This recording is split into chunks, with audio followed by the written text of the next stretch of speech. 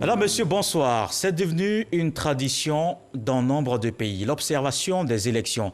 À chaque échéance dans les pays, les missions s'installent, qu'elles soient nationales ou internationales. C'est le cas encore lors de la présidentielle ivoirienne ce 31 octobre 2020. On fera le point avec des observateurs sur ce plateau pour comprendre comment ils ont travaillé, pour quels résultats et recommandations. Nous recevons donc pendant ces 90 minutes M. Koulibaly Sibiri de la Fondation Digui. Bonsoir. Bonsoir. Ouattara Diakalia, expert électoral, observateur pour la Convention de la société civile ivoirienne. Bonsoir. Bonsoir. Diané Hassan, vous êtes magistrat, secrétaire général du Conseil national des droits de l'homme. Bonsoir. Bonsoir, M. Kolo. Et Cyril Nguégan, qui est chef de la mission du Parlement africain. Bonsoir. Bonsoir. Merci, messieurs, d'être venus. Cette année, la Commission électorale indépendante a accrédité 110 missions d'observation pour 14 753 observateurs. C'est tout un processus comment observer, avec quelle méthode? Je vous invite à voir les explications de Sidonie Davila. On les appelle les observateurs. On note souvent leur présence dans les bureaux de vote lors des élections. Dans le cas de la présidentielle ivoirienne du 31 octobre dernier, plus de 14 000 observateurs ont investi le terrain. Les observateurs sont considérés comme des témoins oculaires lors des élections. Leur rôle s'avère important pour la crédibilisation d'un scrutin. En règle générale, on note deux types d'observation, l'observation long terme et l'observation court terme. En plus des observateurs nationaux, d'autres proviennent des pays étrangers, des ONG internationales ainsi que d'autres organisations comme l'Organisation internationale de la francophonie, l'Union européenne, l'Union africaine, pour ne citer que ceux-là. Tous n'observent pas de la même manière. Il faut noter que les missions d'observation, de manière générale, sont dirigées par un chef de mission qui coordonne le travail des observateurs. Ce chef est entouré d'une équipe de coordination composée d'experts en matière électorale, juridique, des médias, de la logistique et de la sécurité, entre autres. Alors, messieurs, tous sur cette table, vous n'êtes pas à votre première expérience, que ce soit ici en Côte d'Ivoire ou ailleurs, mais on se demande l'observation d'une élection, quel est véritablement son intérêt. D'abord, monsieur Diané Hassan, représentant ici le Conseil national des droits de l'homme. Merci bien, M. Kolo. Il faut chercher à savoir d'abord ce qu'est l'observation. L'observation électorale ou l'observation d'un processus électoral. C'est tout simplement la collecte systématique d'informations exactes lors d'un processus électoral en vue de leur analyse sur la base de règles rigoureuses, sur la base de règles professionnelles et impartiales, pour en conclure qu'un processus électoral s'est bien tenu ou pas.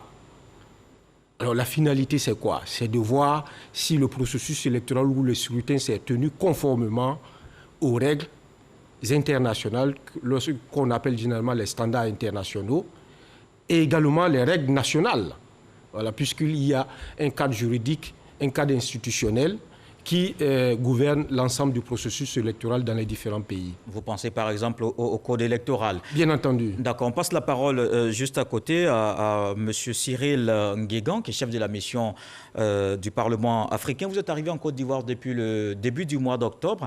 Il y avait certainement un intérêt à venir, mais quel est l'objectif que vous recherchez? Oui, déjà merci M. Kolo. Je tiens à dire avant tout propos, vraiment souhaiter mes condoléances à la République ivoirienne pour tous les incidents que nous avons observés durant ce processus. D'accord, on va y revenir. Merci. Donc l'objectif que nous recherchons, c'est, comme le disait le panéliste d'à côté, mon frère voisin, c'est qu'il est question de collecter toutes les informations. Vous savez, l'observation se passe en 3 étapes. Il y a avant, il y a pendant et après. Et vous savez, la période d'avant est souvent la période, je dirais, pour nous très capitale, parce que c'est la période dans laquelle il faut avoir un consensus avant d'aller aux élections. Non, mais vous, par exemple, vous êtes venu à quelques 3 semaines de l'élection. Oui, ben, est-ce que c'est suffisant pour le Parlement avoir une africain, bonne vue sur non, le Parlement africain n'est pas dans les pays africains que pour les élections. Nous avons des représentants dans tous les pays africains. C'est un Parlement continental. Alors, je pense que nos représentants sont impliqués à tous les niveaux, début à la fin, au processus. Alors, comment vous vous êtes organisé pour cette mission avant de venir en Côte d'Ivoire? Qui compose la mission du Parlement africain? Oui, la mission du Parlement africain est composée des sociologues, des juristes et surtout des parlementaires. D'ailleurs, vous savez, nous avons notre sous-secrétariat en Algérie, composé des anciens parlementaires qui suivent de près avec nous ici le processus en République ivoirienne. Et je crois que dans l'organisation, il était simplement question, compte tenu de tout ce que vous saviez autour de cette élection présidentielle, il fallait une équipe très forte. D'ailleurs, nous avons déployé 140 observateurs, qui n'était pas facile, mais nous nous y sommes engagés pour venir en tant qu'Africains, surtout panafricains, et suivre de près ce qui devait se passer, être témoin oculaire. Alors, la Convention de la société civile ivoirienne, c'est environ 500 observateurs que vous avez déployés. Monsieur Ouattara, vous êtes un expert électoral. Comment vous avez procédé? Comment vous avez on va dire, recruté ces 500 observateurs? Sur quelle base? Merci. Avant de répondre à la question, permettez-moi de revenir, ne serait-ce qu'un temps soit peu, sur la définition de l'observation électorale. Il faut dire d'abord que c'est un art, c'est une science, avec ses valeurs, ses principes et ses règles. N'importe qui ne peut pas se prévaloir le titre d'être observateur. Justement, d'où la question que je viens de poser. Deuxième chose, pour simplifier, l'observation, c'est un regard extérieur des personnes averties. C'est un témoignage, c'est une photographie du moment. Et pour simplifier encore, c'est une caméra qui capte à la fois les éléments positifs, négatifs, et on les traite en vue de faire des recommandations pour parfaire le processus électoral. Alors, comment à la Convention, par exemple, vous avez choisi les 500 personnes? Bien. Quels étaient les critères? Les critères, il faut d'abord reconnaître que la Convention, c'est un attelage d'outils qui repose sur un ensemble d'instruments qui sont plus de 171 organisations, 10 commissions thématiques, 33 coordinations régionales avec à l'intérieur 8 éléments, etc., etc. Et donc, c'est à l'intérieur de ces 171 observateurs et 111 organisations que nous avons procédé au recrutement des observateurs. Alors, les critères sur lesquels nous nous sommes basés, d'abord, il y a la disponibilité. Le lieu de résidence. Ne pas afficher une appartenance quelconque à un parti politique ou avoir un intérêt quelconque, une acquaintance avec un parti politique. 3, être à mesure, jouir de ses droits, toutes ses facultés, pour pouvoir suivre l'opération et rendre compte et écrire un rapport. Donc voici un attelage des critères sur lesquels nous nous sommes basés. Et nos organisations membres ont fourni les dossiers que nous avons analysés au siège et procédé au choix. Et dans les 500, il y a 116 observateurs long terme et 384 observateurs court terme. Long terme, qu'est-ce qu'on y met comme définition? Long terme, c'est ce qui va une semaine à plus. Et le court terme, c'est un jour avant, le jour du scrutin, et un jour après. C'est sur 3 jours. Mais il faut reconnaître que la Convention de la société civile a une expertise avérée, un professionnalisme sans commune mesure en matière d'élection électorale. Dans tous les cas, 2010, nous avons initié dans ce pays l'observation long terme de novembre 2008 à mars 2012. On en parlera tout à l'heure. La Fondation Djigui, certainement, vous avez observé les mêmes contraintes, notamment la charte de l'observation des élections en Côte d'Ivoire. Mais la Fondation Djigui, comment elle s'est organisée pour cette élection? Merci bien. Je voudrais en tout cas remercier la RTI pour l'occasion offerte. La Fondation Djigui, aujourd'hui, s'est organisée pour ce scrutin présidentiel avec 31 régions, 31 régions et 2 districts. Nous avons déployé 31 coordinations régionales, les 2 districts autonomes, Yamoussoukro et Abidjan. Nous avons, depuis le mois de janvier, nous avons commencé à réfléchir sur ce mécanisme et le déploiement de notre effectif. Donc, ce n'est que dans le courant du mois de juillet que nous avons implémenté toute cette coordination régionale. Et à partir de cette coordination régionale, nous avons commencé à recruter nos observateurs sur le terrain sur la base des critères qui ont été plus ou moins évoqués. Nous sommes allés plus loin en insistant sur le professionnalisme et en insistant également sur la non-appartenance de nos observateurs à des groupements ou situations ou sociétés politiques et autres. Donc, ce sont des observateurs impartiaux, neutres, qui n'ont pris part à aucune campagne, qui n'ont pris part à aucune situation X donnée pour pouvoir compromettre leur regard sur le scrutin. Donc, de façon générale, c'était une méthodologie d'abord basée sur la formation, parce que n'est pas observateur qui veut, mais observateur celui qui peut, parce qu'il y a un certain nombre de conditions que l'observateur doit respecter, parmi lesquelles la neutralité, l'impartialité, mais surtout l'indépendance à tous les niveaux. Alors, vous êtes allé sur le terrain, vous avez observé le scrutin, mais qu'est-ce que vous avez regardé exactement? Le CNDH a peut-être mis l'accent sur la question des droits de l'homme? Évidemment, je vous ai dit que nous faisons une observation basée sur l'approche des droits de l'homme. C'est-à-dire, donnez-nous des détails. Dans la mise en œuvre de notre stratégie, nous avons conçu et élaboré des fiches d'observation basées sur l'approche des droits de l'homme. Et lorsque vous prenez ces fiches, vous verrez des questions qui intéressent la thématique des droits de l'homme. D'abord, pour les institutions nationales des droits de l'homme, comme le CNDH, c'est la participation aux affaires publiques, la participation de sa façon générale. Mais il y a des thématiques spécifiques, par exemple concernant la possibilité pour les personnes vivant avec un handicap de prendre part au vote. Si vous avez un bureau de vote situé à un étage, vous voyez que si la personne a un handicap ne lui permettant pas d'accéder facilement à ce niveau, elle ne pourra pas très facilement exprimer son vote. Si vous avez une personne qui est dépourvue peut-être de doigts, alors comment pourrait-elle apposer l'empreinte ou mettre sur le bulletin? Alors, donc, ce sont ces différentes questions relatives aux droits de l'homme qui apparaissent sur notre grille d'évaluation du processus. Voilà. Et donc, comme le disait mon collègue tout à l'heure, l'observation à long terme, nous le faisons depuis. L'observation à long terme commence depuis l'élaboration du cadre institutionnel et législatif relatif au processus électoral. Et ça va au-delà du jour du scrutin. Voilà. D'accord, on va essayer d'en comprendre davantage. Quand vous avez constitué les équipes et que vous les avez envoyées sur le terrain, comment vous les avez reparties sur le territoire pour être sûr qu'on vous remonte les bonnes informations? Alors, il faut savoir que le Conseil national des droits de l'homme dispose sur l'ensemble du territoire de 31 commissions régionales qui sont dans les régions du pays. Les sièges sont dans les régions du pays. Nous avons au sein de ces commissions régionales un personnel qu'on appelle officier des droits de l'homme, qui y travaillent de façon permanente. Nous nous sommes basés sur, d'abord, ce personnel pour faire de l'observation à long terme depuis les discussions sur le cadre électoral en Côte d'Ivoire et le temps approchant pour les élections. Nous avons mis en place un observatoire des droits de l'homme pour les processus électoraux 2020-2021. Dans le cadre du travail de cet observatoire, nous avons conçu des outils, des guides, des manuels pour la formation de nos observateurs. Nous avons recouru ensuite à la cartographie de l'électorat en Côte d'Ivoire, des bureaux de vote et des lieux de vote que la CEI a mis à la disposition du public pour faire nos estimations sur le nombre d'observateurs que nous pouvons déployer sur l'ensemble du territoire et avoir une couverture large pour avoir le maximum d'informations.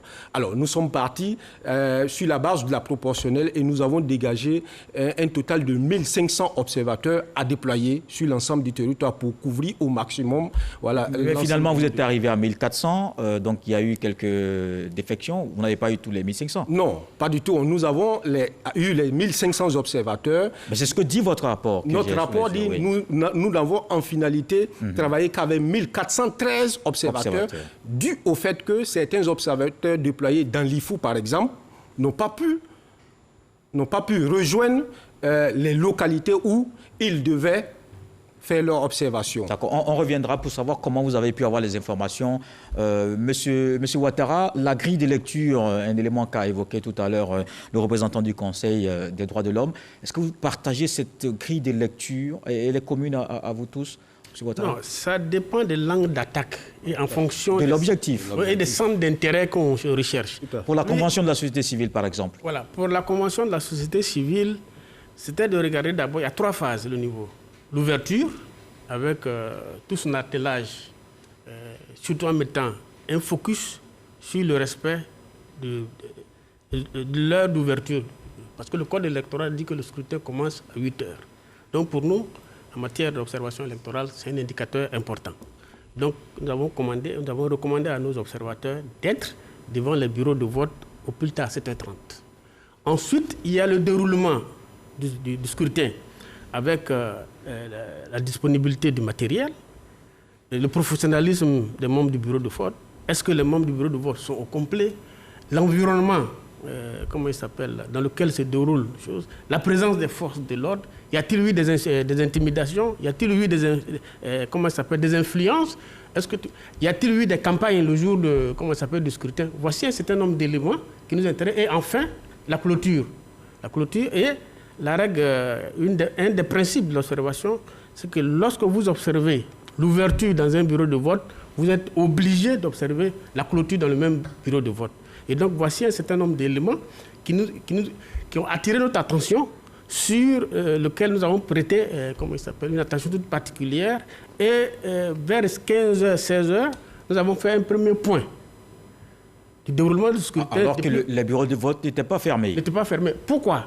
Parce que d'abord, il faut reconnaître qu'en matière de maillage du territoire, on a un avantage comparatif, dû au fait que, comme je l'ai dit tantôt, la Convention a une expertise en matière de surveillance des politiques publiques en général, dont fait partie l'observation électorale.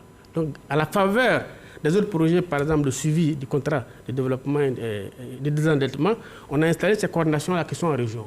Donc, les coordinateurs régionaux étaient déjà prépositionnés dans toutes les régions, les chefs-lieux de région. Et nous les avons formés déjà courant 30 septembre et le 1er.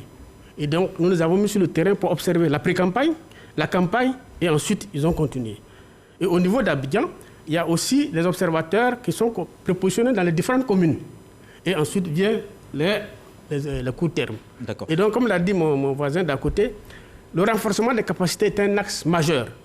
Parce que vous ne pouvez pas envoyer des individus qui ne maîtrisent aucune technique, aucun principe de l'observation. Oui, ça vous l'avez dit à votre première intervention. Voilà. On était sur la grille de lecture. On les a déployés. On était sur la grille de lecture avant de donner la parole au Parlement africain. La Fondation Djigui, quel était votre regard, le squelette que vous avez défini pour atteindre vos objectifs? Pour atteindre nos objectifs, nous avons attaqué effectivement, en sus de ce que le coordonnateur de la Convention l'a dit, nous avons attaqué sur l'angle beaucoup plus de la période avant, en observant les informations, la gestion de la campagne et en tenant compte aussi des propos des uns et des autres pour voir est-ce que la campagne se fait de façon citoyenne et républicaine. Nous avons observé à ce niveau avant le scrutin. Au niveau le jour du scrutin, tous les éléments qui ont été évoqués par M. Diakalia, nous avons intégré cela. Mais il faut juste ajouter à ce détail-là la situation de la participation électorale ce jour-là. C'est-à-dire que l'environnement, la participation de la population à l'exercice de son droit citoyen. Nous avons beaucoup plus remarqué cet aspect, en plus de tout ce qu'il a eu à évoquer. Mais également, il faut dire que dans le cadre de notre mission, nous avons mis l'accent aussi sur la situation des personnes en situation de handicap et les personnes de troisième âge. Parce que nous sommes une organisation humanitaire qui participons à la défense des droits de l'homme. Également, donc cet aspect-là nous a intéressés à un moment donné. Et puis, évidemment, la sécurisation du scrutin, parce qu'il a été noté que les forces de défense et de sécurité devaient déployer 35 000 hommes sur le terrain. Pour l'opération Barrissement. Voilà, opération Barrissement. Nous avons essayé d'observer cet aspect-là, si effectivement, ils sont dans les lieux de vote, et si possible, comment les lieux de vote ont été sécurisés, indépendamment des bureaux de vote. Donc, tout cet environnement-là faisait partie également de notre angle d'observation.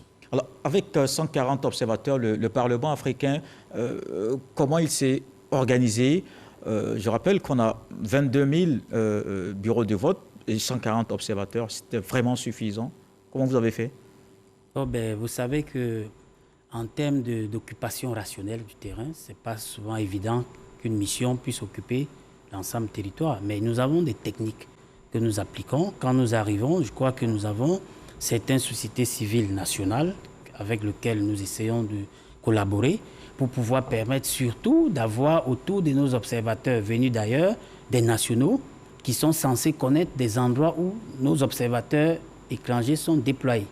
Voyez-vous, donc nous avons pu, sur les 32 régions, occuper 18 régions. Vous voyez, on était déjà à plus de 58% d'occupation du territoire, parce qu'à travers la collaboration... On a 31 régions et 2 districts. Oui, autant pour moi. Donc vous voyez qu'avec cette collaboration dont je venais de vous faire cas, nous avons pu quand même essayer, à notre niveau, de pouvoir parcourir au maximum le nombre de bureaux de vote que nous avons pu. Vous avez vu dans notre déclaration, à plus de 800 bureaux de vote. Donc je pense que, étant donné que nous avons donc eu à avoir un certain nombre de bureaux de vote et surtout des régions parcourues, cela nous permettait déjà d'avoir un pool sur l'ensemble du processus. Est-ce que les observateurs, les 14 000 qui étaient sur le terrain et les 110 missions, est-ce que vous vous êtes partagé les informations, M. Ouattara? Il faut souligner quelque chose de très important.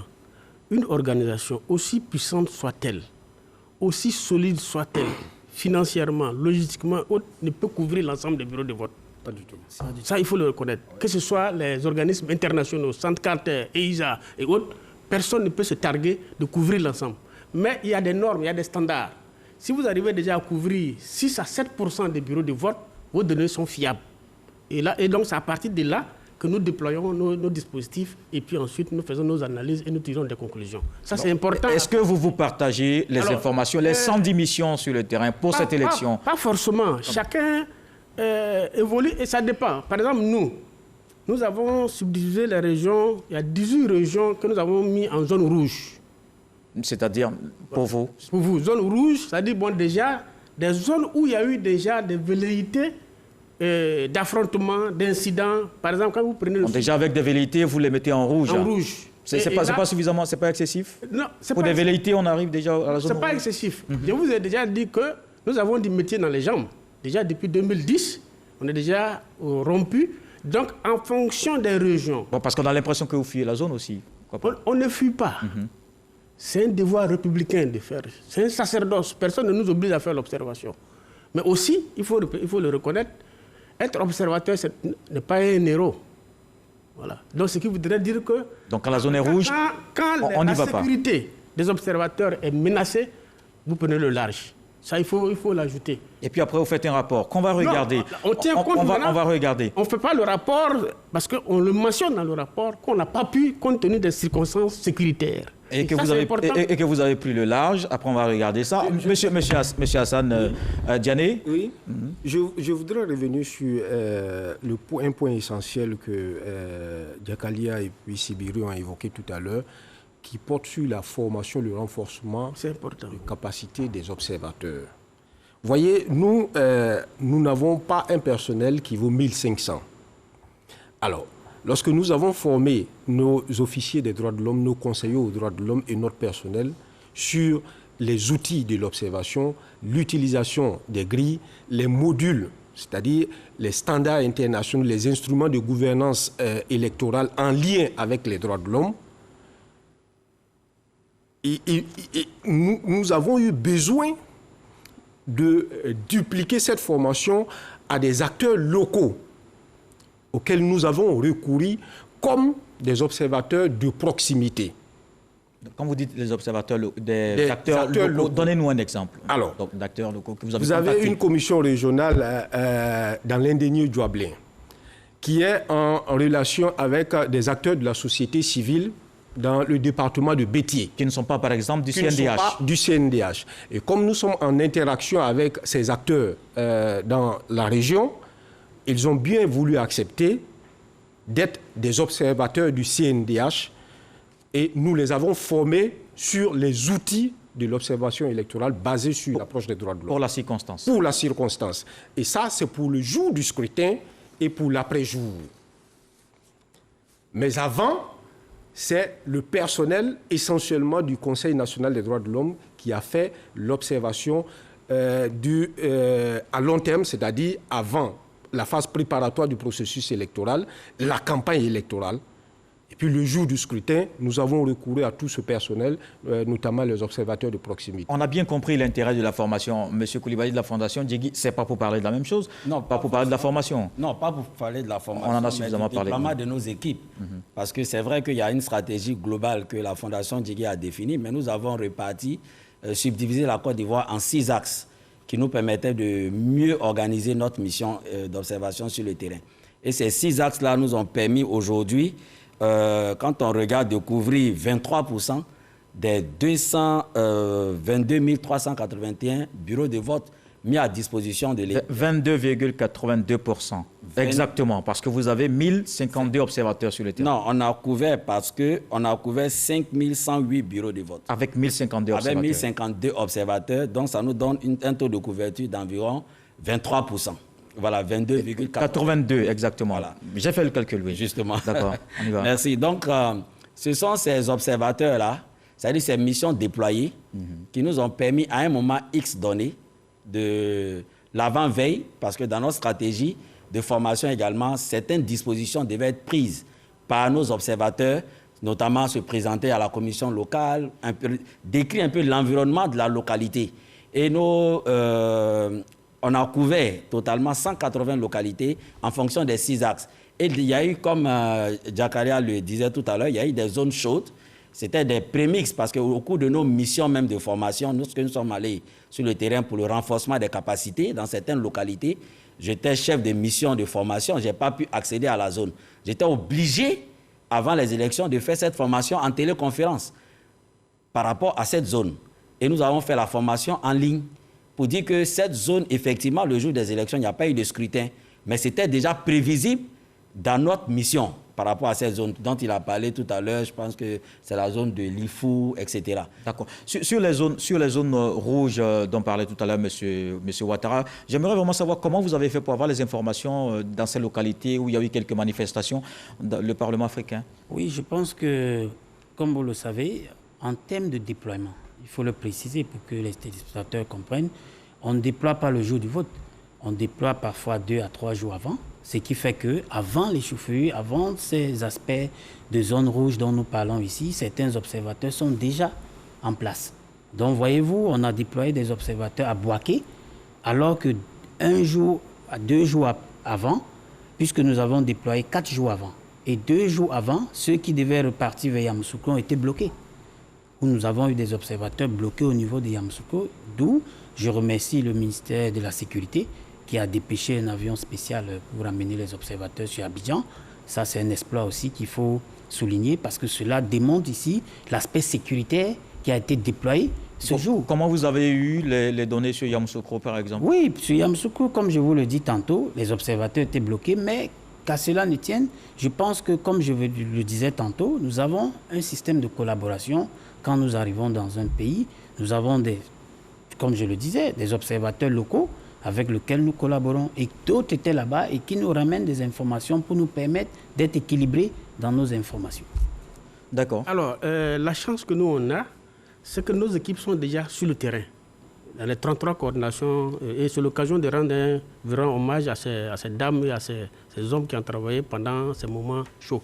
Donc, ils sont déjà là, dans les chefs-lieux de région, avec une équipe de 8 personnes, un coordinateur plus 7 autres personnes. Donc, c'est eux qui nous font la remontée d'informations. Donc, on n'a plus besoin de faire déplacer des personnes d'Abidjan pour aller vers ces zones-là. Donc, ils sont là. Maintenant, peut-être la difficulté qu'on a, c'est qu'on a couvert dans le maillage les 33 chefs-lieux de région et les 2 districts d'Abidjan. Maintenant, c'est les départements et les sous-préfectures. C'est au niveau des départements et des sous-préfectures, là, on n'a pas encore pu couvrir l'ensemble du territoire. Et donc, c'est les relais. Et on a demandé à ces coordinateurs-là d'avoir des relais et des points focaux dans les départements, dans les sous-préfectures, de telle sorte que la remontée d'informations se fasse par ces coordinations. Et on a une équipe basée ici, à Abidjan, et on a fait une nuit électorale où on centralise toutes les informations avec une subdivision. Il y a 4 personnes, on a subdivisé l'ensemble des 3 régions en fonction de ces 4 personnes-là, et chacun a sa zone d'intervention avec ses coordinateurs qui sont les longs termes, et les longs termes ont des courts termes qui supervisent. Donc vous voyez donc par effet d'escalier, les courts termes remontent les informations au long terme, les longs termes remontent l'information à l'équipe projet qui centralise, qui traite, et qui sort le communiqué qui est validé maintenant par le comité de pilotage. D'accord, vous êtes vraiment dans l'observation à proprement parler de l'élection présidentielle. Ça nous permet d'aborder le deuxième thème de cette émission. Et avant de vous donner la parole pour nous dire comment les choses se sont passées, je voudrais qu'on regarde le rapport de la CEDEAO et de l'Union africaine. La mission d'observation a, sur la base de ces informations, noté ce qui suit. Sur le déroulement du scrutin, le vote a généralement débuté entre 8h et 9h dans la plupart des bureaux de vote que j'ai visités avec mon équipe. Dans la plupart des bureaux visités, le matériel électoral a été disponible. Une présence visible des forces de sécurité à l'entrée des bureaux de vote a été observée. Cette présence a été renforcée à certains endroits. Les représentants du candidat Alassane Ouattara et du candidat indépendant Konan Kwadio Bertin étaient présents dans plusieurs bureaux de vote que nous avons visités. Le dépouillement et le décompte des suffrages se sont déroulés globalement dans les zones observées conformément aux dispositions du Code électoral et des textes subséquents. La mission a relevé que les personnels électoraux identifiables aux couleurs nationales étaient présents dans près de 90% des bureaux couverts. Les représentants des candidats ont été présents dans la plupart des bureaux couverts par les observateurs de la mission, avec une moyenne de 2 représentants au moins par bureau de vote. Toutefois, celles des candidats d'Alassane Ouattara et Kwadio Konan Bertin ont été représentées. La mission a noté que les votes dans les bureaux de vote observés se déroulaient dans une atmosphère calme, sereine dans 97,5% des cas. Les rares perturbations observées étaient liées à la mauvaise gestion des files d'attente dans près de 67% des cas, ou l'indiscipline de certains électeurs dans 33%. Elle a également noté que la clôture du scrutin et le déroulement des opérations de dépouillement ont été satisfaisantes dans 90% des bureaux couverts. Bon, alors, M. Ouattara, vous aviez la parole tout à l'heure, parce qu'on est vraiment dans les indicateurs, dans la remontée de l'information, dans les statistiques, comme on vient de l'entendre. On vous écoute. Alors, avant de poursuivre dans d'autres lancées, je crois qu'il y a un élément que je ne voudrais pas qu'on mette en perte et profit. Dites-nous. C'est important parce que l'un des domaines dans lequel la société civile en général et la Convention de la société civile en particulier excelle, c'est bien l'observation électorale. Mais chez nous, comme on le dit, quand un cultivateur travaille sur la pluie, il a beau transpirer, on ne peut pas le savoir. Donc c'est l'occasion de prendre à témoin l'opinion nationale et internationale sur l'expertise et ce que la société civile a pu développer dans ce domaine-là. Alors, M. Ouattara, je pense que si vous êtes là, c'est justement parce qu'on veut savoir cette expertise. Donc, je pense qu'on n'a pas besoin de revenir là-dessus. Dites-nous, comment vous avez travaillé? Qu'est-ce que vous avez ressorti dans l'observation de l'élection? On reviendra à vous tout à l'heure. M. Koulibaly de la Fondation Djigui. Effectivement, il y a... Qu'est-ce qui est ressorti? Qu'est-ce qui est ressorti? Comme on l'a dit en introduction, M. Diané le disait tout à l'heure, c'est que l'observation, c'est des objectifs bien précis. C'est une collecte de données et puis qui va aboutir à la formulation de recommandations et de conclusions suite à ce que nous avons observé. C'est des faits saillants, c'est des faits positifs, des faits négatifs que nous récoltons de part et d'autre. Donc, dans le cadre de notre mission d'observation, nous avions un pool qui était composé d'experts, sociologues, juristes, etc., pour consolider toutes les données et pouvoir faire une interprétation juste. Mais avant, dans le cadre du scrutin, il y a des situations au cours de la journée que nous remontons pour que les forces de défense et de sécurité également puissent agir à un moment X donné. Parce que la CEI, je me rappelle, a mis à la disposition de toutes les missions d'observation les PC pour permettre aux organisations que nous sommes, une fois les faits s'avèrent à un endroit bien précis, on montre les informations au PC pour que les forces de défense au poste de commandement, pour que les postes de commandement... Vous avez donné un indicateur tout à l'heure, vous avez parlé de la sécurité, entre autres. Qu'est-ce que vous avez remarqué dans l'observation? Donc, de façon générale, la sécurisation s'est bien déroulée, sauf que tous les observateurs sont unanimes qu'il y a eu des points chauds au niveau du pays. Il y a eu des points chauds Il y a eu des endroits où le scrutin n'a pas pu se dérouler. Il y a eu des endroits où le matériel n'a pas pu arriver. Il y a eu des endroits où également il y a eu des échauffourées entre populations. Mais tout ça, comme les forces de défense et de sécurité n'étaient pas armées pour réagir, n'avaient pas d'armes létales, en ce moment-là, ils n'ont pas fait usage de la force. Souvent, la plupart du temps, c'était des négociations, des discussions pour qu'on puisse lever les barrages et autres. Donc, dans ce cadre-là, nous avons insisté sur la participation, sur la sécurisation du scrutin. Donc, dans notre rapport, on le dit très bien que ça a été un scrutin sécurisé de façon acceptable et au regard des conditions de travail que les forces de défense et de sécurité avaient. Donc, dans le cadre de notre mission, on avait 3 niveaux. C'est-à-dire le niveau terrain avec les 1052, mais dans les 1052, on avait un pôle de 46 qui était au niveau central et puis un groupe de 7 que nous avions baptisé les experts. Donc, eux, ils devaient traiter et remonter les informations. Moi, j'ai eu la chance, et je voulais en tout cas remercier ici le CNDH, parce que j'ai eu la visite de la présidente du CNDH pour voir quel est le matériel, comment je me suis déployé. Et après, je suis allé lui rendre visite. Et je pense que dans l'après-midi, nous avons échangé sur l'alerte précoce. C'est-à-dire que sur le cas de l'alerte précoce, qui est un système mis en place par la CEI pour pouvoir faire les remontées d'informations. Et ça a été une très belle expérience où nous avons, entre 15h et 16h, remonté toutes nos informations qui pouvaient être traitées au niveau de la CEI à travers les autres mécanismes qui ont été mis en place. Alors, ce qui est très intéressant, effectivement, dans le cadre de notre mission, nous avons établi une salle de situation au Conseil national des droits de l'homme avec du personnel qui recevait en temps réel les incidents de terrain.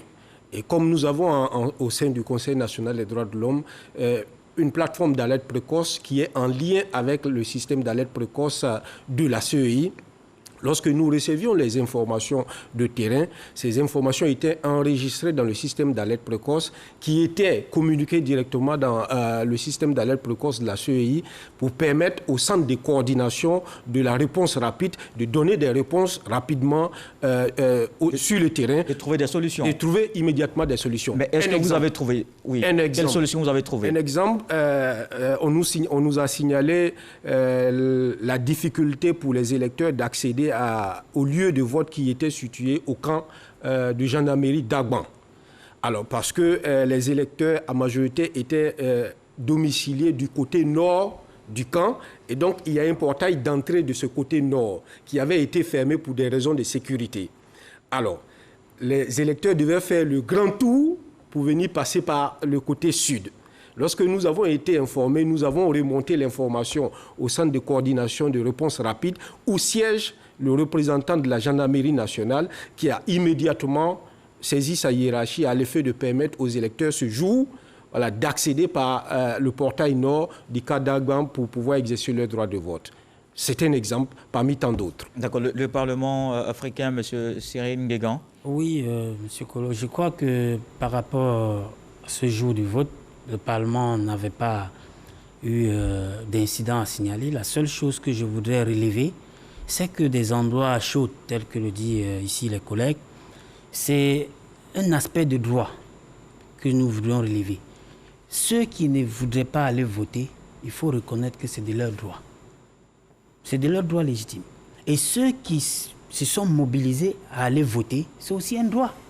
Et cela veut dire, le fait de dire ici, pour nous, c'était des endroits à risque ou chauds, nous ne l'avons pas compris comme ça. Nous avons compris simplement que chacun est libre de s'exprimer dans son pays. Ceux qui n'ont pas voté, on retient qu'ils n'ont pas voté. Et ceux qui sont sortis pour aller voter, nous les avons supervisés, comme notre travail nous demande. En tant que... Mais il y a eu, vous-même vous l'avez dit, dans vos différents rapports, des endroits où d'autres ont été empêchés de voter. C'est aussi le même exercice du droit? Oui, c'est le droit, puisque si vous empêchez, la force de sécurité prend acte. Parce que je crois qu'ici, il faut le reconnaître. Vous avez 22 135 bureaux de vote et 35 000... 22 381. de bureaux de vote sur 35 000 agents déployés. Vous voyez qu'ils ne pouvaient pas se repartir de telle sorte. agents de sécurité. Donc vous comprenez que de manière rationnelle, on ne pouvait pas avoir plus que 3 ou 4 ou 5 agents de sécurité par lieu de vote. Donc du coup, il y avait eu ce rapport de force entre ceux qui venaient empêcher d'autres citoyens libres d'aller voter. Et comme l'a dit ici tantôt le collègue, il n'y avait pas d'armes à feu pour pouvoir tirer sur la population. Donc il y avait sur d'autres bureaux où nous avons constaté des négociations, ce qui nous a même attiré notre attention. Monsieur Ouattara. Merci. Je crois qu'il faut saluer là l'esprit républicain et le professionnalisme de la force de l'ordre, qui ont fait montre d'une responsabilité accrue. Ça, il faut le souligner, nous l'avons constaté sur le terrain. Ensuite, dans le cadre de la remontée des informations, il y a un élément. Chez nous, nous avons utilisé 2 processus, à la fois physique et en ligne. D'abord, l'un des outils phares que l'observateur utilise, c'est le formulaire. Et donc, chaque observateur chez nous avait droit à 7 formulaires. Non, 6 formulaires, c'est-à-dire un formulaire d'ouverture et de clôture, et 5 autres formulaires qui doivent visiter 5 bureaux de vote au minimum. Et donc, quand vous mettez 6 fois 500, c'est ce qui fait 3000, donc un peu plus de 7% des bureaux de vote. Donc, on avait un système de remontée par SMS, par WhatsApp, par le groupe mail. Et on avait un statisticien qui était basé au siège où il recevait les formulaires en ligne, les gens renseignaient et en même temps, il rentrait les données. Il y a aussi une blogueuse en notre sein qui aussi était en interaction entre l'équipe basée au siège et les données récoltées en ligne. Et donc, c'est tout cet attelage-là qui nous a permis de faire le point à 14 heures. Voilà, donc et quand vous avez fait le point à 14 heures, selon vos indicateurs, vous étiez à quel niveau? Alors, selon nos indicateurs, au niveau de l'ouverture, on s'est rendu compte... On a déjà parlé de la sécurité, où vous avez salué... On s'est rendu compte que les bureaux ont ouvert entre 8 heures et 11 heures, avec un pic à Ara qui a ouvert à 13 heures. Voilà, ça, c'est important pour nous en termes de choses. Ensuite, on a essayé de voir est-ce que les membres du bureau de vote étaient au complet. Parce que dans un bureau de vote, il y a un président et 2 assesseurs. Est-ce qu'ils sont au complet? Et qu'est-ce que ça a donné? Par endroit, ils étaient au complet. Par contre, dans d'autres endroits, ils n'étaient pas au complet. Dû au fait que le matériel peut être arrivé en retard, etc., etc. Ou compte tenu de la pisco généralisée, qui fait que les gens peut-être ont eu du mal à se déplacer. Si vous voyez, moi j'habite Bassam. Quand je suis parti de Bassam à Abidjan, ce jour-là, j'avais l'impression que la ville était un cimetière avant 8 heures. Donc, tous ces facteurs-là peuvent concourir à ça. Ensuite, on a essayé de regarder est-ce que les candidats avaient leurs représentants dans le bureau de vote. C'est important en termes de levier, en termes d'indicateurs. Et le constat qui ressort, c'est que c'est le candidat du RHDP qui était presque dans tous les bureaux de vote. Ça, c'est important. Est-ce qu'il y avait la présence d'autres observateurs autres que nos observateurs? Oui, on s'est rendu compte, et c'est effectivement, on a croisé CNDHCI, Fondation Djigui et autres, dans, comment il s'appelle les choses. Maintenant, il y a un autre indicateur qui a prêté notre attention, c'est ce que j'ai dit, c'est l'environnement général du vote. Le jeudi à minuit, en principe, aux abords, dans les 100 mètres des lieux de vote, il ne doit pas avoir d'affiche, ni de campagne le jour du scrutin. Nous avons regardé cela, et on s'est rendu compte que ça a été respecté. Ça, c'est des indicateurs pour nous qui comptent. Et ce sont ces indicateurs qui concourent à dire au finish que le scrutin a été crédible. On va arriver à la conclusion. Et justement, il y a cette question de la crédibilité. Dans l'opinion, on se dit, mais des observateurs qui n'ont pas couvert tout le territoire. Ici, sur ce plateau, vous êtes 4 missions que vous représentez. Et au total, ça fait 3105 observateurs pour les 22 381 bureaux de vote. Est-ce que la question de la crédibilité qui se pose, évidemment, n'est pas justifiée? Monsieur Koulibaly. Je pense qu'il n'y a pas de débat. Il n'y a pas de débat. Et chaque mission d'observation faire un point. Et en fonction de ses capacités logistiques, ses capacités en termes de ressources financières, ses capacités en termes d'hommes, en termes de ressources humaines et autres, chacun déploie. Et en fonction de l'angle également sur lequel tu veux aborder, et comme M. Diakale l'a dit tout à l'heure, aucune organisation ne peut se prévaloir observer les 22 381 bureaux de vote. Ça, ce n'est pas possible. Mais là, aujourd'hui, vous devez convaincre. Oui. Prenons le principe du lieu de vote. Le lieu de vote, nous avons 10 850 lieux de vote. Sur les 10 850 lieux de vote, nous, Fondation Djigui, nous avons couvert à peu près 10%. C'est-à-dire nous sommes à 1052 observateurs, ça nous fait 9,69%. Donc si chacun fait le calcul à ce niveau, on peut estimer que pour les 10 850 lieux de vote, on peut facilement se retrouver avec une juxtaposition des éléments, on peut se retrouver facilement à près de 60-70% de lieux de vote couverts. Donc, en rien, cela ne peut entacher de la crédibilité de notre observation. Étant entendu que l'observation, c'est une caméra. Nous venons fixer ce qui est bien, nous relevons. Ce qui est insuffisant, nous relevons. Et nous formulons des recommandations pour que les échéances futures se passent dans les meilleures conditions. Alors, je pense que l'observation ne devrait pas souffrir de manque de crédibilité dès lors que la mission mise en place, la mission sur le terrain, se conforme aux principes de l'observation, aux principes fondamentaux de l'observation, les principes de neutralité, d'impartialité. Peu importe la méthode utilisée, vous avez la méthode proportionnelle qui consiste à faire un déploiement des tailles électorales, et puis la méthode de l'échantillonnage ou des statistiques qui consiste à partir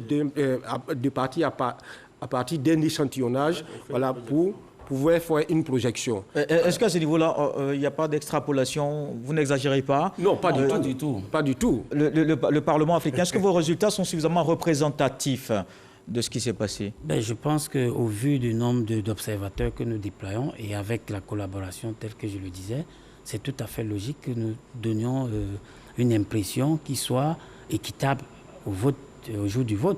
Parce que comme vous l'avez écouté tout à l'heure, le CNDH l'a dit, c'est un échantillonnage. Parce que vous ne pouvez pas prétendre occuper toute l'étendue du territoire. Ce n'est pas possible pour aucune mission d'observation. Donc, par conséquent, nous pensons que la collaboration aussi, il ne faut pas l'oublier. Les missions se collaborent. Il ne faut pas que les gens se trompent. Parce que pendant que nous faisons même nos déclarations, des missions sont de manière conjointe. Alors, nous pensons ici que le Parlement, précisément, à chaque fois que nous avons observé, nous avons nos techniques à nous qui nous permettent de telle sorte que nous puissions justifier tout ce que nous donnons comme statistiques ou surtout comme rapport préliminaire. Parce que nous pensons qu'à chaque mission, le Parlement essaye d'aller jusqu'au bout, comme d'ailleurs vous voyez ici à présent. Vous êtes tous pour le moment avec vos rapports préliminaires. Je pense qu'après, ça va continuer. Oui, bien entendu. Et M. Ouattara, vous disiez tout à l'heure qu'il n'y a pas d'extrapolation. Il n'y a pas d'extrapolation. J'ai bien dit que les normes les standards au niveau international, si vous arrivez à couvrir 6 à 7%, déjà, vous faites des projections, parce qu'on a des statisticiens avec nous. Bien entendu. Voilà, donc ce n'est pas, on n'est pas tombé de la dernière pluie pour pouvoir annoncer que le scrutin a été crédible ou pas. Et dans la crédibilité, il faut le souligner. Et je l'ai dit à certaines occasions que quand un spectateur regarde le match Barça-Real de Madrid, il n'a pas la même lecture qu'un entraîneur de football qui regarde ce match. Ça, c'est important en termes de règles. Les gens... Mais après, on regarde, le résultat. J'arrive. Les gens spéculent beaucoup sur la crédibilité. Mais la crédibilité, il y a 4 éléments qu'il faut prendre en compte. L'inclusivité, la transparence, la responsabilisation et la compétitivité. C'est sur ces 4 critères-là, ces 4 indicateurs, quand c'est vérifié, à travers un certain nombre d'indicateurs que nous avons déclinés depuis l'ouverture du bureau de vote jusqu'à la clôture. Voilà. Donc, on ne se lève pas. L'observation, ce n'est pas aller en villégiature. Voilà. C'est du professionnalisme. Voilà. Et avoir du coffre, c'est ce qu'on a dit, quand on forme nos individus avant de les envoyer. Et c'est pourquoi on dit on ne prend pas en compte les données remontées par la presse, ni par les réseaux sociaux. C'est ce qu'on a vu de nos propres yeux. Les yeux. Donc, quand les journalistes sont quand même crédibles. Bon, vous aimez faire du sensationnel. Ah bon? Voilà, donc du coup, c'est différent de nous en tant que...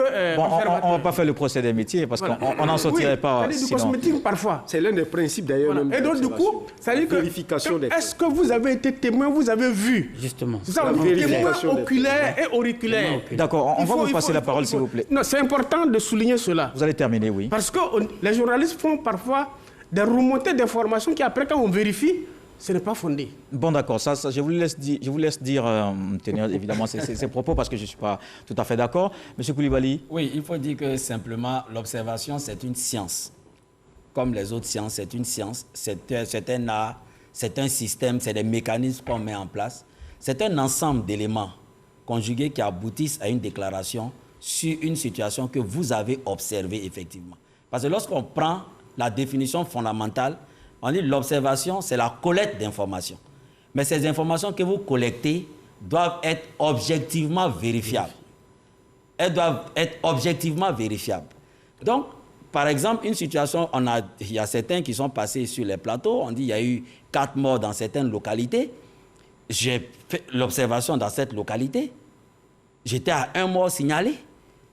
Mais lorsque j'ai vu cet observateur, on a discuté, il a dit, bon, moi, je ne vais pas me prononcer sur les 3 autres cas parce que je ne l'ai pas objectivement... On allait arriver justement à ces contradictions dans vos différents rapports. Il y a beaucoup de contradictions, notamment ce que vous venez de citer. Voilà, parce que... Sur ces questions, par exemple, voici pourquoi on parlait de crédibilité. Sur ces questions, comment ça peut s'expliquer qu'il y ait autant de contradictions sur des éléments souvent importants? C'est ce que j'ai dit et je vais revenir dessus. C'est la question du recrutement des personnes que vous prenez. Ça, c'est fondamental. Lorsque les gens, quand il y a un scrutin et que les gens que vous prenez pour être observateurs chez vous, il n'y a pas un certain nombre de codes de conduite à respecter qu'on peut appeler de la déontologie de l'observation.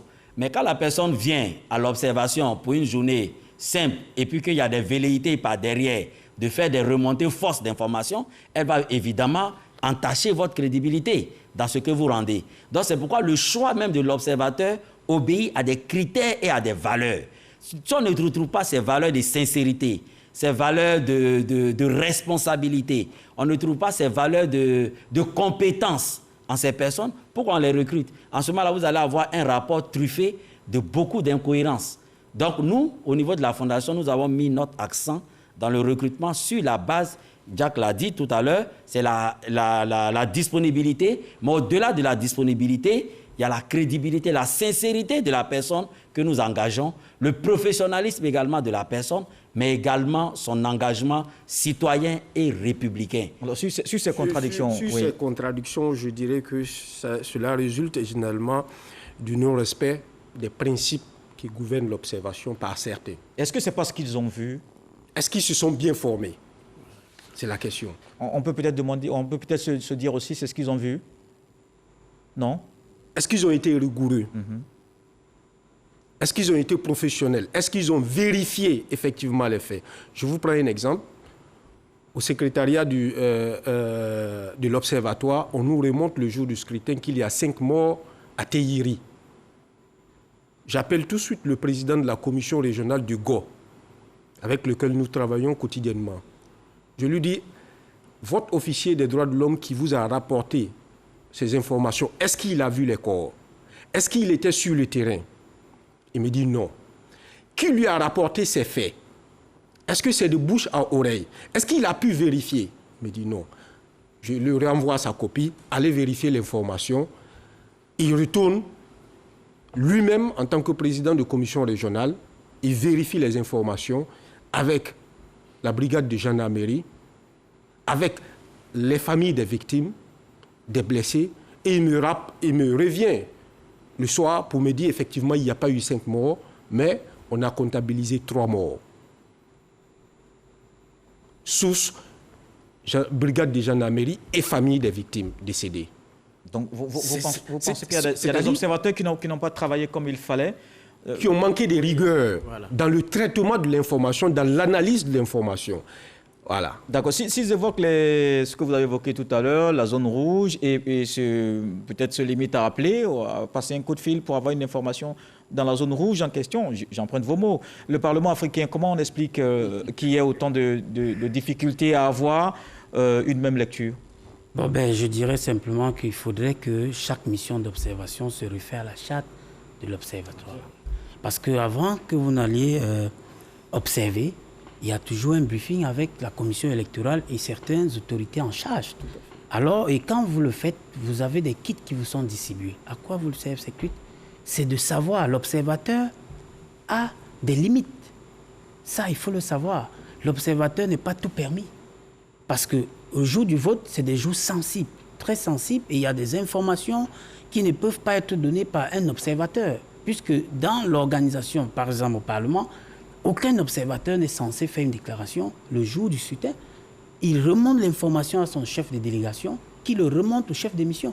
Et à lui seul de vérifier et de voir la véracité des faits avant de pouvoir le relayer. Parce que vous savez, autant que nous sommes observateurs, nous sommes tous sous le coupon de la CI, la Commission électorale indépendante, qui organise les élections. Et qui vous a remis ces chartes. Donc ça veut dire que nul n'est au-dessus de la loi. Vous voyez qu'il y a une loi d'observation. et dont tout le monde doit se référer à ça. Donc le fait de dire qu'il y a des informations, je dirais parfois douteuses de certains observateurs, il faut aussi le dire, hein, que parfois nous avons remarqué dans certains de nos pays qu'il y a des infiltrés, hein, attention, peut-être vous ne le savez pas, il y a des missions recommandées qui viennent avec des calendriers cachés pour perturber le bon déroulement du scrutin. Parce que le cas spécifique de la Côte d'Ivoire, nous avons été très vigilants parce que nous savions qu'il y avait justement un climat un peu morose. Alors il fallait être vigilant parce que ceux qui allaient voter, comme je l'ai dit tout à l'heure, c'est de leur droit. Et ceux qui ne vont pas voter n'ont pas le droit d'empêcher d'autres d'aller voter parce que rester chez vous sans voter, c'est aussi un droit. Mais sans toutefois empêcher celui qui a la volonté d'aller voter. Parce que vous tous, vous essayez de défendre vos droits. Alors je crois que le fait de... Monsieur Ouattara, quand on entend très souvent qu'il y a eu des morts ou le nombre est beaucoup plus élevé, ça vous revient et vous, qu'est-ce que vous faites alors que vous observez l'élection? Qu'est-ce que vous faites pendant ce temps pour ne pas que la psychose, évidemment, gagne le reste des localités? D'abord, il faut souligner que l'observateur n'intervient pas dans le processus électoral. Voilà. Il n'intervient pas. Il formule des recommandations, il note. Il observe, il note et il fait des remontées en vue des recommandations pour parfaire le processus. C'est ça. Ça, c'est très important. Alors, par rapport aux morts, la première des choses, quand nous sommes saisis, c'est de vérifier. Est-ce que vous voyez? À Yopougon, on nous avait appelé qu'il y avait 3 morts à Kouté. Nous avons demandé à notre point focal, est-ce que tu as vu les 3 morts? Si tu les as vus, fais les images et puis il faut nous remonter. Il dit en toute sincérité, je n'ai vu qu'un seul mort. C'est pourquoi vous allez voir dans notre communiqué, écoutez, on a mis un mort. Yamoussoukro, on nous a rapporté les 2 images. Donc, voilà. Donc ça c'est important à préciser. Et comme le dit, il y a, en toute corporation, il y a toujours des brebis galeuses. Ça, il ne faut pas, parce que ce n'est pas tout le monde qui a la capacité de former à temps ces observateurs et les déployer. Mais dans tous les cas, ça jette le discrédit sur l'ensemble de la corporation. En tout cas, parce que c'est très visible. Bon, on dit une seule hirondelle ne fait pas le printemps. Ça, c'est clair. Et donc, du coup, il ne faudrait pas jeter l'opprobre ou jeter le bébé et l'eau et le... Comment ça s'appelle? Le bébé, non. D'accord. Ce n'est pas à cause d'une organisation ou de 2 observateurs qu'on va dire que l'ensemble de tous ces observateurs-là... C'est vrai que c'est une seule graine qui fait pourrir le sac de maïs, mais ça sont raison gardée. On a croisé même des gens qui avaient à peine des difficultés à définir les organisations qui les ont mandatées sur le terrain. Ça, c'est sûr. D'accord, il y a parfois des organisations images, où les observateurs se sont érigés en scrutateurs ou bien en complément des membres du bureau de vote. Ça, c'est des fautes extrêmement graves. Voilà. D'accord. Alors, on parle tout à l'heure de crédibilité, mais qu'est-ce qu'on peut dire comme élément qui crédibilise justement une élection ou qui l'entache? En termes de crédibilité, il faut dire que c'est d'observer que tout le monde a le droit d'exercer son vote. Ça, c'est un élément, c'est un indicateur de crédibilité. Deuxième élément, il faut noter également qu'il y a la possibilité à tous les candidats au scrutin d'avoir droit à la parole, de s'exprimer et de présenter quelque chose. Donc, troisième élément, c'est le dispositif électoral. Et qu'on ne note pas quelque part qu'une population est empêchée pas par la population, mais par le dispositif étatique qui empêche une population d'exercer son droit. Donc, lorsque tous ces facteurs n'ont pas été observés et que le samedi 31 dernier, les gens se sont levés pour certaines régions dans le calme, ils sont allés accomplir leurs droits civiques. Pendant ce temps, d'autres ont estimé qu'il ne faut pas aller. Il n'y a pas eu de problème. D'autres ont estimé qu'en allant, je dois empêcher mon voisin d'aller le faire. En ce moment-là, il y a quelques soucis. Mais cela n'empêche nullement la crédibilité du scrutin. Alors, vous avez relevé 681 incidents. Pour vous, c'est un élément qui crédibilise ou qui entache? C'est un élément qui crédibilise les élections. On parle d'incidents, mais les incidents, c'est des incidents de différentes natures. Voilà, c'est des incidents de différentes natures. Ça peut être des incidents, comme on l'a relevé dans notre rapport, ça peut être des incidents dus au saccage du matériel électoral, Mais automatiquement, lorsque ça s'est fait et que les observateurs notent que nous avons la remontée de l'information, la CEI est saisie, le matériel est souvent remplacé. Et deuxièmement, ça peut être des lieux de bureau, les lieux de vote complètement fermés. En ce moment-là, on empêche les gens d'aller exercer leurs droits. Mais lorsqu'on fait le tour de tous ces aspects sur les 22 381 bureaux de vote et que la CEI, dans sa déclaration, estime qu'il y a eu, en fait, affiche qu'il y a eu plus de 17 000 BV qui ont ouvert. En ce moment-là, quand on fait le ratio, ça rentre dans la moyenne générale. On est à peu près à 4 000. On est à peu près à 4 000 et quelques... Monsieur Ouattara, oui. Ajouté à cela, il y a le secret du vote. L'emplacement de l'isoloir doit garantir le secret du vote. C'est un élément important dont nous vérifions.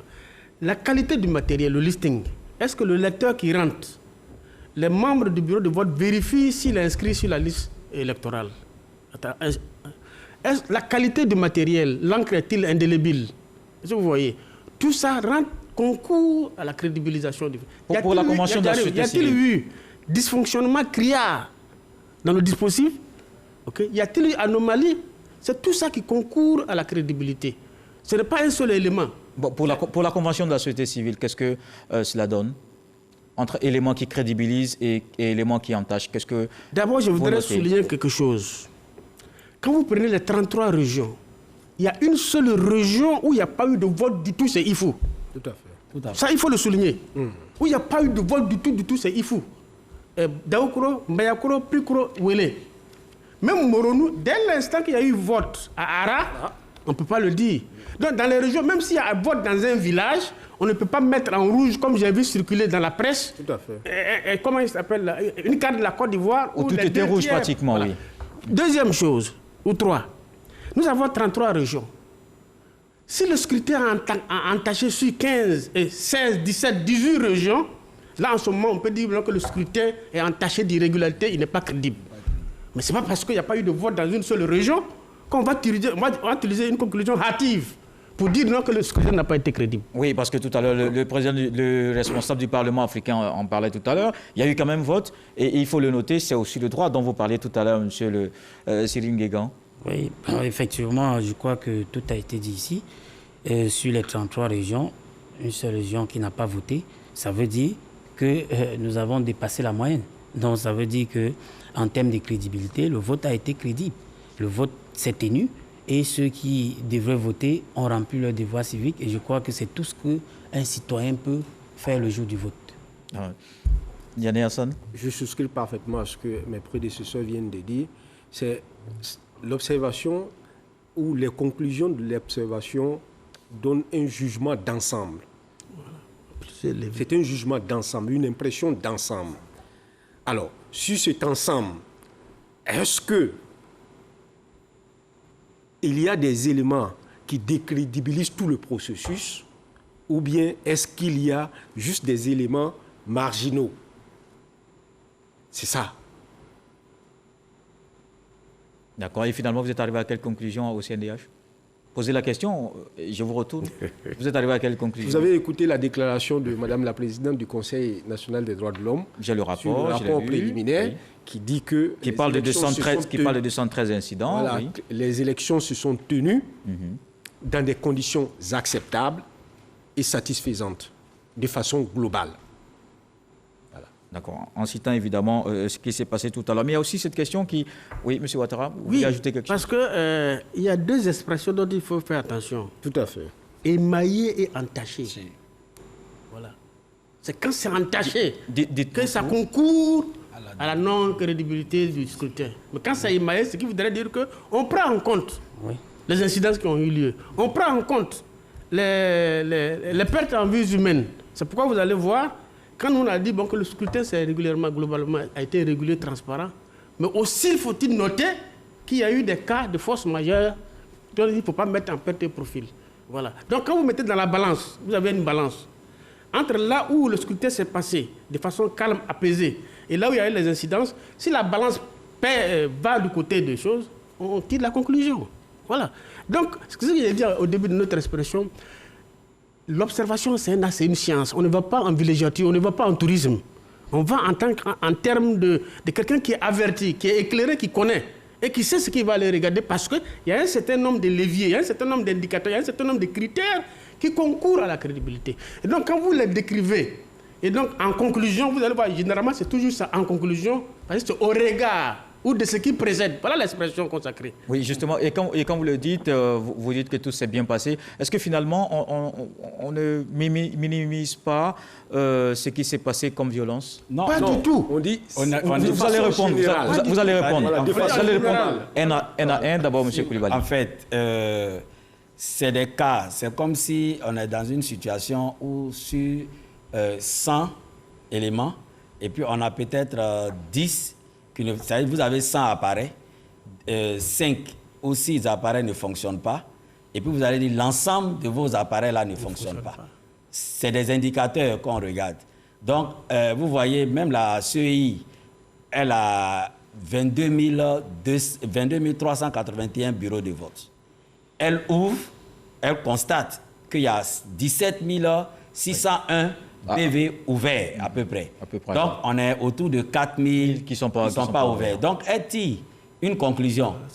Voilà, sur les 4 000, est-ce que sur les 4 000 sur les 22 000 qui ne sont pas ouverts peuvent entacher la crédibilité du scrutin que j'ai organisé? Non.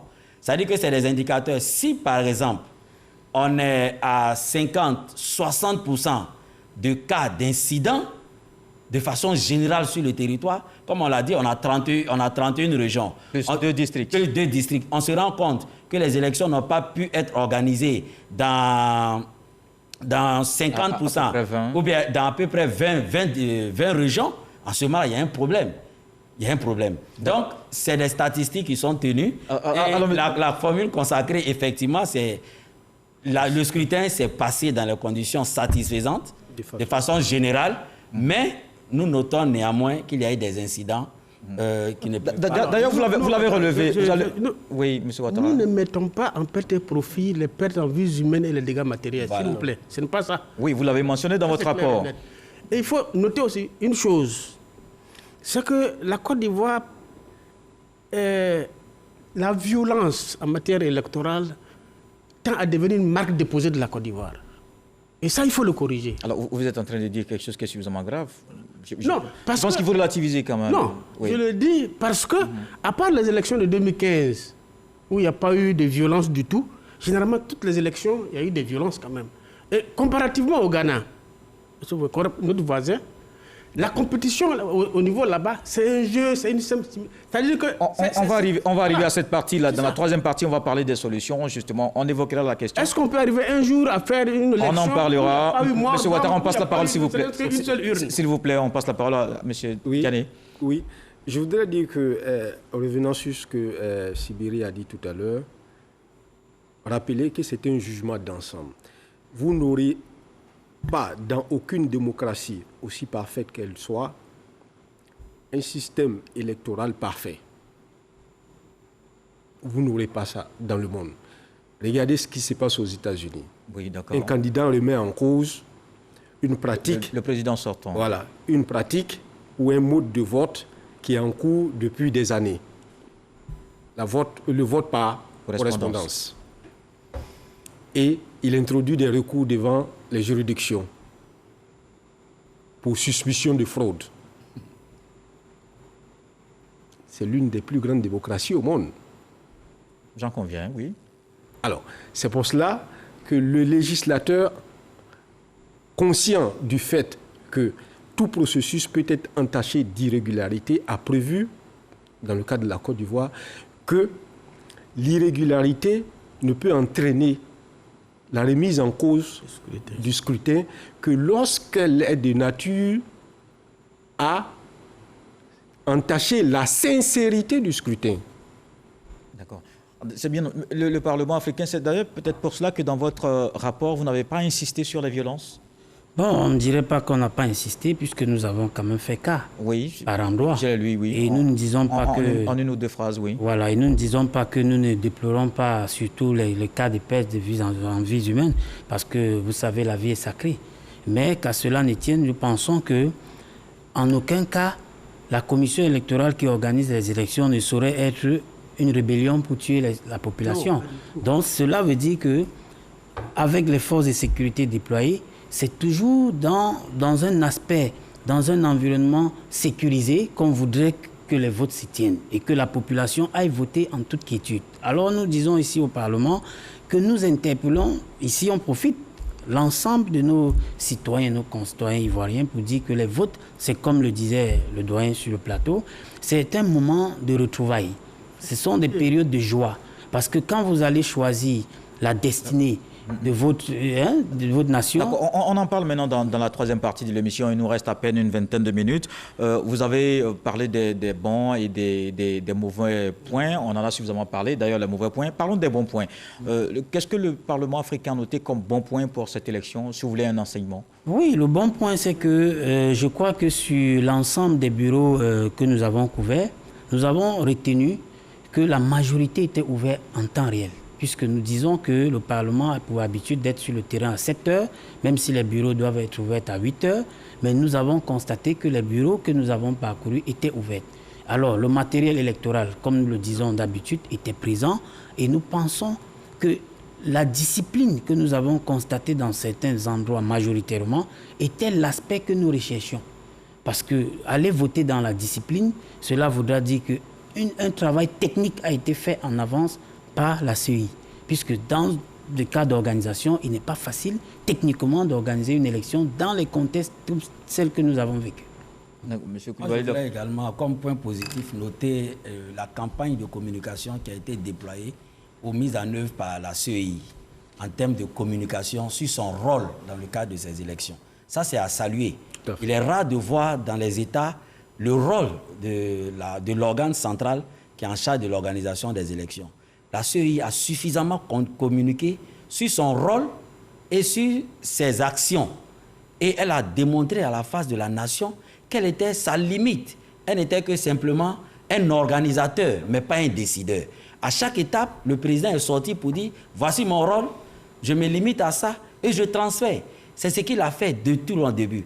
Et quand on regarde les panneaux, la CEI a fait comprendre aux Ivoiriens son rôle qui est d'organiser et de compter. Vous voyez, la voix, j'organise, mais c'est toi qui donnes ta voix. C'est toi, moi je compte ce que les uns et les autres ont fait. Je m'arrête à là. Et ça a été son rôle. Et parallèlement à cela, la CEI a déployé, effectivement, il y a des missions d'observation qui ont eu le rôle de sensibilisation des populations quant à leur rôle et à leur responsabilité en termes de choix pour la destinée du pays. Donc, il y a eu ces campagnes de sensibilisation à saluer, mais également les campagnes de proximité. Et nous avons noté également plus ou moins une maturité de la classe politique et puis une bonne dose de non-violence de la part de certaines personnes qui ont appelé surtout le rôle important et prépondérant qu'ont joué les leaders religieux dans ce pays pour ces élections. Ils n'ont fait qu'appeler à l'apaisement, appeler les gens à comprendre que les élections, ce n'est qu'un moment, mais après, il y a le vivre ensemble, il y a la cohésion sociale, il y a la paix. C'est un moment de transition. Ils ont travaillé à cela et il y a eu des communications dans ce sens. Et pour terminer sur ce c'est peut-être ce moment de jeu dont parlait M. Ouattara tout à l'heure. Justement. Oui. Et ce moment-là doit être... Qui va nous en dire un peu plus. Voilà. On reviendra à vous tout à l'heure. OK. Vous voulez que je vous en dise un peu plus sur le moment de... Parce que vous avez commencé à le dire. Non, et on vous avait coupé. Un exemple simple. En 2008, j'ai observé les élections avec Eiza au Ghana, à Cape Coast. Alors, j'ai croisé le dernier jour, j'appelle ça le rallye, la campagne, les partisans de John Kufuor et Atta Mills. Ils se sont croisés sur un pont et je me suis permis d'observer. Les deux groupes se sont croisés. Il n'y a pas eu d'invective, il n'y a pas eu de menace, ni rien. Ce que j'ai constaté, c'est que le symbole de John Kufuor, c'est l'éléphant. Donc, j'ai un électeur traînait le symbole. Et quand quelqu'un d'Atta Mills l'a croisé, il a dit comme ça, il le dit comme ça. Ça dit qu'on va devant et l'autre dit, bon, il faut un changement. Imaginez ici en Côte d'Ivoire que le RHDP, si le PDCI partait et qu'il se croisait à un endroit, qu'est-ce qui allait se passer? Je ne sais pas. Voilà. Donc c'est pourquoi j'ai dit qu'il faudrait qu'on aille vers il faut qu'on aille vers comment ça s'appelle, cet exemple-là, que ce soit un fair play, c'est un jeu, c'est-à-dire qu'aujourd'hui je perds, demain je peux gagner. Et donc ça, il faut qu'on l'accepte. Maintenant, pour revenir sur les éléments forts, vous voyez, malgré le contexte délétère très tendu, il y a combien de missions d'observation? 110. 110. Tout à fait. Ça, c'est déjà quelque chose qu'il faut noter. Deuxième chose qu'il faut le dire, c'est-à-dire sur le professionnalisme de la CEI. Ça, il faut le souligner. Voilà. Ça, le professionnalisme de la CEI. Les élections passées en 2018 ou 2015, la tablette biométrique a été un tendon d'Achille. Mais cette fois-ci, on a constaté une chose. La qualité du matériel, le respect des procédures est un élément important à la clôture. Est-ce que le dépouillement s'est fait dans les normes? Tout ça concourt à affirmer qu'effectivement, c'est des points positifs qu'il faut mettre à l'actif des choses. Parce qu'on a soulevé les points négatifs pour ne pas être... nous a donné un triomphalisme qui dit que, bon, que tout s'est bien passé 100%. Non, c'est pas ça. Oui, voilà, il y a eu 80% de biens, mais les 20%, il ne faut pas les mettre en petit profil. C'est pourquoi on a touché du doigt. Oui, et on voudrait que, voilà, notre message, on voudrait que, vu le poids de notre pays, vu l'importance de notre pays, son rôle moteur de la sous-région, on voudrait que quand il y a des élections, qu'il y ait zéro violence, qu'il y ait zéro mort. Voilà. C'est ça qu'il mérite, c'est ça qui nous honore. Le CNDH, sur l'après-élection, sur la suite, quelles recommandations? Nous continuons à faire notre boulot. Je vous l'ai dit qu'avant les élections, nous faisons le monitoring de la violation des droits de l'homme. Nous observons la situation, le contexte politique. Après ces élections, nous avons fait des recommandations, puisque nous avons d'autres processus électoraux en vue, les législatives, les sénatoriales et autres qui vont venir. Alors, nous avons fait des recommandations à la CEI. Il faut saluer le travail formidable fait par la CEI. Cet effort de transparence dans tout ce que la CEI a posé comme acte et cette communication sur tous les éléments pour informer et éclairer les électeurs, les acteurs politiques sur tout ce qu'elle a mis en œuvre comme moyen, voilà, pour lever tout doute, toute suspicion sur ce qu'elle faisait comme travail. Alors, nous continuons à monitorer la situation politique. Je vous ai dit que nous avons approché les différents acteurs politiques bien avant la tenue du scrutin. Voilà, pour les écouter, nous avons fait des recommandations à ces acteurs politiques pour que le dialogue soit renoué, pour que nous partions sur de bonnes bases pour la tenue du prochain processus électoral. Tout à l'heure, M. Ouattara parlait de la fête qu'il y a quand il y a les élections dans d'autres pays. Oui. Est-ce que le CNDH n'a pas un rôle justement à jouer dans l'éducation de la population? Bien entendu, nous faisons déjà ce travail. Nous avons fait le travail d'éducation civique. Dans le cadre du travail de l'Observatoire, des équipes ont sillonné l'ensemble du territoire national pour faire de la sensibilisation sur les droits électoraux. C'était en partenariat d'ailleurs avec la chaire UNESCO. Voilà, sur l'ensemble du territoire, nous avons parcouru pour sensibiliser à l'organisation d'élections paisibles pour que ce soit des moments de fête, des moments de joie.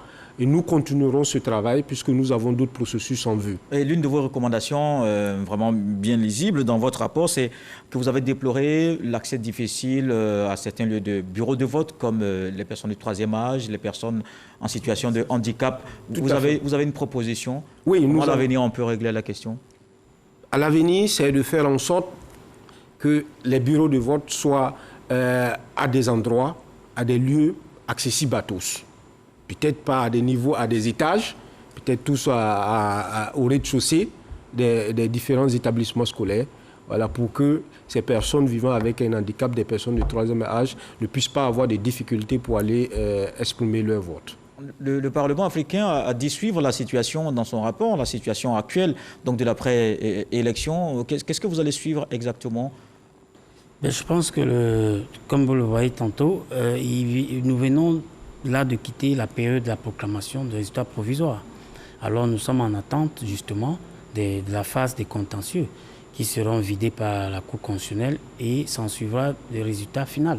Et nous pensons que le travail que nous devions faire aujourd'hui, c'est de nous mettre aux côtés de l'ensemble de la société civile ivoirienne pour sensibiliser la population dans le rôle qui est le leur, celui de maintenir la paix. Parce que vous savez, l'élection ne doit pas être toujours pour nous des périodes pour déstabiliser nos États. Parce que pas de développement sans la paix. Alors la société civile a ce devoir de continuer sans arrêt de sensibiliser la population. Oui, vous êtes l'une des rares missions encore présente en Côte d'Ivoire. Vous en avez pour combien de temps pour suivre la situation? Oui, actuellement, nous allons déjà repartir la semaine prochaine. Mais comme nous le disons tantôt, nous avons toujours des équipes de veille. Parce que nous disons Parlement africain. Et voyez-vous, aujourd'hui, l'expertise africaine ne fait que s'avérer davantage. Parce que par le passé, nous comptions toujours sur des experts qui venaient d'outre-mer. Alors les Africains se sont donc décidés de se réapproprier de ces secteurs-là. Et vous voyez aujourd'hui, à chaque fois qu'un État africain organise des élections, vous venez de dire tantôt, le nombre de missions d'observation qui étaient déployées ne sont que des Africains. Il faut le retenir. Donc rares sont ces missions qui viennent d'ailleurs. Quand je dis d'ailleurs, je veux dire hors du continent africain. Donc en tant qu'Africain, vous ne devez pas commencer un travail sans l'achever. Parce que quand vous venez assister à cela, il faudrait que bien après, vous soyez en mesure de défendre ce que vous avez pu faire comme travail. Pas d'un rapport final et prêt à défendre. Oui, M. Ouattara. Merci. D'abord, il faut faire confiance aux observateurs nationaux. On n'a pas de complexe vis-à-vis des organismes internationaux qui sont venus d'ailleurs. Non, vous n'êtes pas en train de répondre au Parlement africain. Non, voilà. Vous le donc, dites, oui. Non. Parmi les recommandations, il faut qu'on construise une synergie d'action au niveau de la société civile, à la fois au niveau interne comme externe, de telle sorte qu'on puisse couvrir l'ensemble du territoire. Cette fois-ci, peut-être on allait de façon cloisonnée, mais je crois qu'à la longue, il faut construire cette synergie-là. Au gouvernement, il faut améliorer la sécurisation. C'est-à-dire que si l'ensemble des forces de l'État déployées sur toute l'étendue du territoire comme il se devait, il n'allait pas avoir des zones où on a obstrué les voies. Donc ça, ils ont fait beaucoup d'efforts, mais il faut mettre un accent, comment il s'appelle là-dessus. Il faut diligenter des enquêtes sur ces violences et puis ces morts. Et que les conclusions de ces enquêtes-là soient connues et que les auteurs soient sanctionnés. Ensuite, il faut poursuivre le dialogue. Ça, c'est important parce que quand vous prenez une nation, le chef de l'État est comme un père de famille. Donc quand il y a une division, il faudrait que le père de famille arrive à réunir tous ses enfants pour échanger. Donc le dialogue positif, inclusif, il est important pour notre pays. À la CEI, c'est-à-dire il faut améliorer le côté opérationnel, c'est vrai. On leur a donné un quitus, mais il y a encore des zones d'ombre à corriger. Par exemple, quand vous prenez les badges des observateurs, il y en a qui se sont retrouvés à 2 ou 3 badges, par contre d'autres n'en ont pas eu.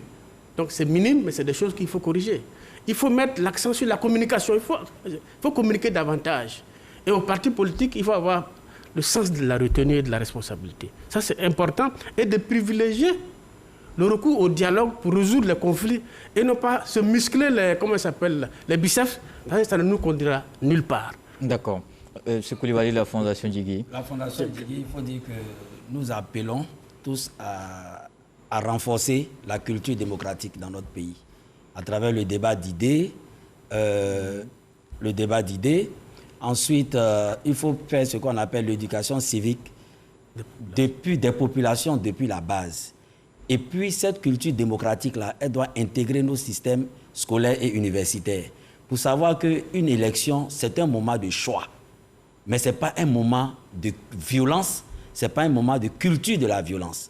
Et aux partis politiques, il faut qu'en intégrant un parti politique, il faut avoir une vision de la démocratie. Qu'est-ce que je viens faire? Et quel est le rôle de mon parti? Parce que si la politique est la gestion de la cité, la démocratie est un système de gestion de la cité, si nous tous on met la population ou le peuple au cœur de notre système, c'est pour le peuple-là que chacun se bat. Mais comment en se battant pour rendre le peuple heureux, on peut envisager tuer ce peuple? Donc il y a une contradiction quelque part. Il faut qu'on arrive à instaurer et à inculquer des valeurs de paix. La vie est sacrée. Il faut que les responsables des partis politiques également intègrent ça dans leur quotidien pour savoir que la vie est sacrée. Et une fois elle est perdue, on ne revient pas. Les morts de cette élection triste, les morts de cette situation de 2020, est-ce que les morts là vont revenir? Non. Pendant ce temps, le bon voisinage va continuer, doit pouvoir continuer. Le vivre ensemble doit pouvoir continuer. On doit continuer à s'aimer parce que nous sommes frères. Nous sommes frères. Nous sommes frères. C'est pourquoi dans l'hymne national de notre pays, on dit fiers Ivoiriens. Et le pays de la vraie fraternité. Donc il faut que ce soit des valeurs qui conduisent à tout ce qu'on peut. Et puis pour terminer... Oui, vous allez terminer tout à l'heure. Nous sommes 5 et il nous reste 5 minutes. Alors vous avez compris, on a 1 minute chacun pour terminer cette émission. Le Parlement africain pour commencer. Oui, merci, parce que nous sommes déjà arrivés au thème de notre débat.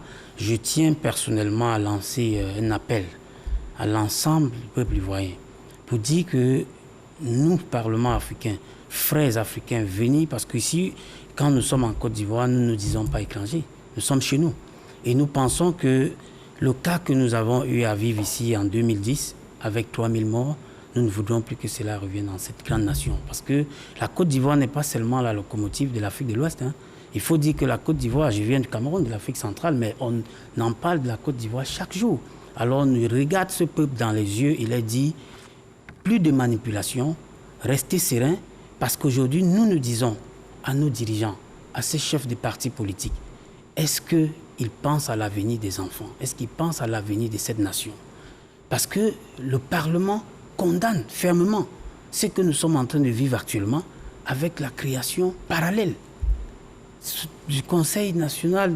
Cela nous touche, ça nous touche énormément et nous disons plus jamais ça en Côte d'Ivoire. D'accord, oui. Oui, je voudrais vous remercier d'avoir invité le Conseil national des droits de l'homme. C'est l'institution nationale des droits de l'homme de Côte d'Ivoire et vous assurer l'ensemble de la population de ce que le Conseil poursuivra sa mission de promotion, de protection et de défense des droits de l'homme sur le territoire national. Et dire que nous souscrivons parfaitement, c'est l'une d'ailleurs de notre recommandation dans la déclaration ou dans le rapport préliminaire. Nous demandons au gouvernement à ce qu'une enquête soit ouverte sur tout ce qui a été commis comme atteinte aux droits. Voilà. Pour une fois, ces faits ne sont pas imputables à des forces de l'ordre, mais des populations qui se sont affrontées, des personnes qui ont saccagé des biens publics et privés. Voilà. Que des enquêtes soient ouvertes pour que les responsabilités soient situées. Voilà, c'est ça, il faut rendre compte des faits qu'on commet. Monsieur Koulibaly, une minute. Voilà, en 1 minute, je voudrais en tout cas, au nom de l'ensemble des observateurs de la Fondation Djigui, vous dire merci pour le plateau. Mais 3 recommandations fondamentales, c'est que nous devons tous participer à renforcer la culture démocratique dans notre pays. Deuxièmement, privilégier le dialogue en tout instant et à toutes circonstances.